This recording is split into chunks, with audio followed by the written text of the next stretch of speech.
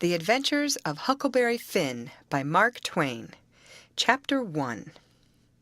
You don't know about me without you have read a book by the name of The Adventures of Tom Sawyer. But that ain't no matter. That book was made by Mr. Mark Twain, and he told the truth mainly. There was things which he stretched, but mainly he told the truth. That is nothing. I never seen anybody but lied one time or another, without it was Aunt Polly, or the widow, or maybe Mary. Aunt Polly, Tom's Aunt Polly, she is, and Mary, and the widow Douglas is all told about in that book, which is mostly a true book, with some stretchers, as I said before. Now, the way that the book winds up is this. Tom and me found the money that the robbers hid in the cave, and it made us rich. We got $6,000 apiece, all gold. It was an awful sight of money when it was piled up. Well, Judge Thatcher, he took it and put it out at interest, and it fetched us $1 a day apiece all the year round, more than a body could tell what to do with. The widow Douglas, she took me for her son, and allowed she would civilize me, but it was rough living in the house all the time, considering how dismal, regular, and decent the widow was in all her ways, and so when I couldn't stand it no longer, I lit out. I got into my old rags and my sugar hogshead again, and was free and satisfied. But Tom Sawyer, he hunted me up, and said he was going to start a band of robbers, and I might join if I would go back to the widow and be respectable. So I went back. The widow, she cried over me and called me a poor lost lamb, and she called me a lot of other names too, but she never meant no harm by it. She put me in them new clothes again, and I couldn't do nothing but sweat and feel all cramped up. Well, then the old thing commenced again. The widow rung a bell for supper, and you had to come to time. When you got to the table, you couldn't go right to eatin', but you had to wait for the widow to tuck down her head and grumble a little over the victuals, though there weren't really anything the matter with 'em. That is, nothing, only everything was cooked by itself. In a barrel of odds and ends it is different. Things get mixed up, and the juice kind of swaps around, and the things go better. After supper, she got out her book and learned me about Moses and the bulrushers, and I was in a sweat to find out all about him. But by and by, she let it out that Moses had been dead a considerable long time, so then I didn't care no more about him, because I don't take no stock in dead people. Pretty soon I wanted to smoke, and asked the widow to let me, but she wouldn't. She said it was a mean practice and wasn't clean, and I must try not to do it any more. That is just the way with some people. They get down on a thing when they don't know nothing about it. Here she was a-bothering about Moses, which was no kin to her, and no use to anybody, being gone, you see, yet finding a power of fault with me for doing a thing that had some good in it. And she took snuff, too. Of course, that was all right, because she'd done it herself.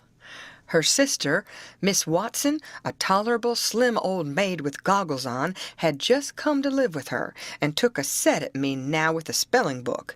She worked me middlin' hard for about an hour, and then the widow made her ease up. I couldn't stood it much longer. Then, for an hour, it was deadly dull, and I was fidgety.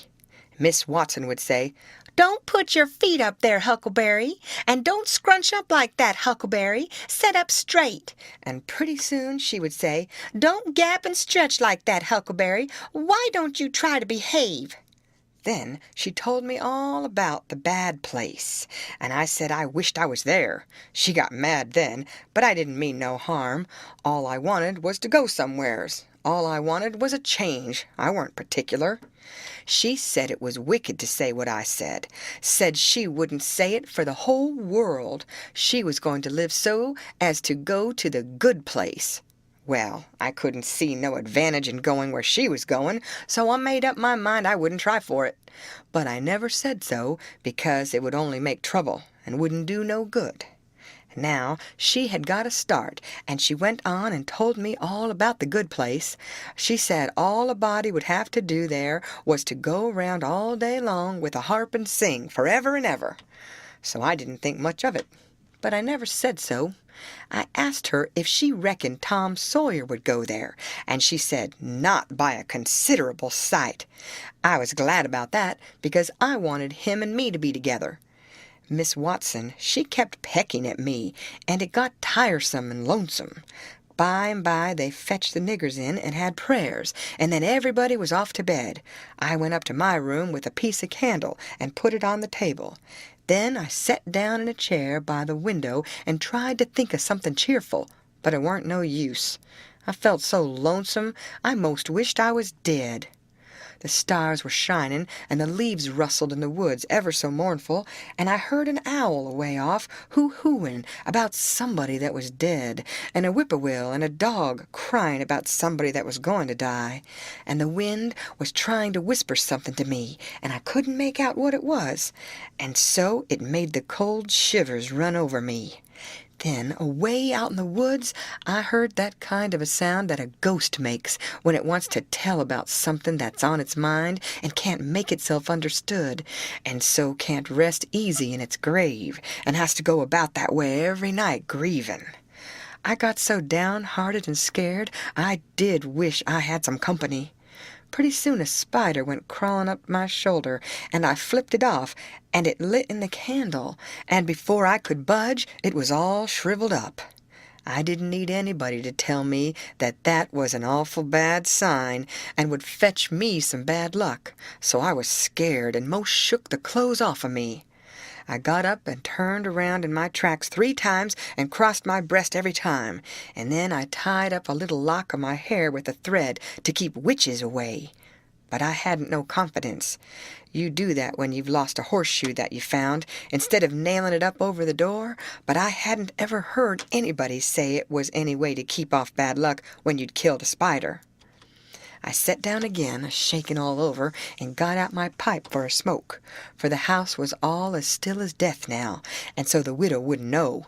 Well, after a long time, I heard the clock away off in the town go boom, boom, boom, 12 licks, and all still again, stiller than ever. Pretty soon I heard a twig snap down in the dark amongst the trees. Something was a-stirring. I sat still and listened. Directly I could just barely hear a meow, meow. Down there. That was good, says I. Meow, meow, as soft as I could, and then I put out the light and scrambled out the window onto the shed.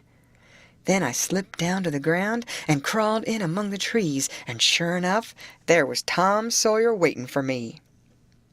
End of chapter.